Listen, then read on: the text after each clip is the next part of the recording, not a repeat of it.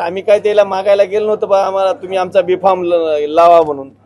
त्यानेच आमच्याकडे आले तुमचा बीफॉर्म द्या म्हणले शिवसेनेच्या, आम्ही त्यांच्यावर उभं राहतो म्हणले. पळवले मात्र नेमकं कुणा पळवले? तुम्ही पळवले म्हणताय, मात्र नाव सांगा. भाजपनं पळविले त्यांनी. आता प्रेस घेतला ना त्याचा महेंद्र पिंपळेचा आणि मनोज जाधवचा. म्हणजे असं बीफॉर्म लावल्यानंतर पळवितात का माणसं? मला सांगा. शिंदे गटाची युती होणार होती, शेवटच्या क्षणापर्यंत युती होणार असं सांगितलं जात होतं. युती नेमकी कशामुळे फिसकटली, काय कारण? महाराष्ट्रामध्ये शिवसेना भाजपची युती आहे आणि महाराष्ट्र राज्याचे मुख्यमंत्री आणि फडणवीस साहेब आणि एकनाथभाई शिंदे साहेब हे चांगले महाराष्ट्राचं नेतृत्व करतात. त्याच्यामुळं आम्हालाही वाटलं की बाबा आपण नांदेडमध्ये सुद्धा स्थानिकला युती झाली पाहिजे.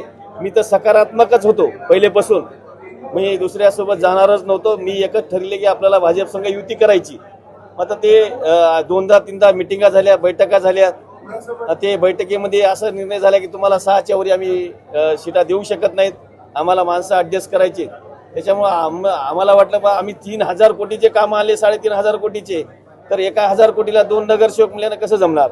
मी एवढे कामं आले असताना एवढे मुख्य रस्ते, एवढे मोठे प्रोजेक्ट, उत्तर रस्ता, दवाखाना, कृषी महाविद्यालय, जसं यशवंत कॉलेज सारखे, आनंद नगर सारखे रस्ते, मुख्य रस्ते केलेले आपण, जसं छत्रपती चौक पासून याच्यापर्यंत आपल्या शासकीय याच्यापर्यंत रेस्ट हाऊस पर्यंत असे चांगले चांगले रस्ते घेतलेले आहेत. आणि युती कोणामुळे झाली हे म्हणजे तुम्हाला माहिती आहे. आता जे प्रस्ताव दिला ते आम्हाला मान्य आला नाही. 6 सीटामध्ये कसं ऍडजस्ट करणार? आमची 16 जागेची मागणी होती. आम्ही बरोबर ठीक आहे 2 कमी द्या आम्हाला, आम्ही 14वर आलो तरी काही विषय झाला नाही. त्याचा राष्ट्रवादी सोबत का गेले नाही? राष्ट्रवादी सोबत जसे बोंडारकर गेले तशी तुम्ही का गेले नाही? नाही ना, आमचं जायचं कारण काही नाही. आम्हाला एक माझं पहिल्यापासून भाजप संघ एक मला बाबा भाजप संघावरील नेतृत्व भाजपचं आहे, शिवसेना भाजपचं. इथे खाली शिवसेना भाजप झाली पाहिजे.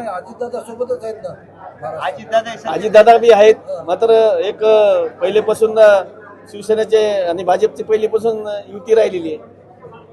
ज्या पद्धतीने आपण सांगितलं की जे विकास कामं आणि राष्ट्रवादीचा आमच्याकडे प्रस्ताव आलता, त्याने लेटर दिलं आम्हाला, नंतर त्याने काही हे केलं नाही. नंतर लास्टच्या दिवशी ज्या दिवशी उमेदवार ठरली आमची त्या दिवशी राष्ट्रवादी आली आमच्याकडे. भाजपने जे जाहीरनामा प्रसिद्ध केला ते बनवाबनवी वाटते का? कारण तुमच्याच कामात तुम्ही केलेले काम त्याच्यामध्ये ऍड होते असं तुम्ही सांगितलं. नाही, असं जाहीरनामा प्रसिद्ध तुम्हाला तुमच्याकडे आला का? माझ्याकडे असं सांगण्यात आलं, मी सांगलं ते हो असे आहेत अशा गोष्टी, म्हणजे होऊ नये.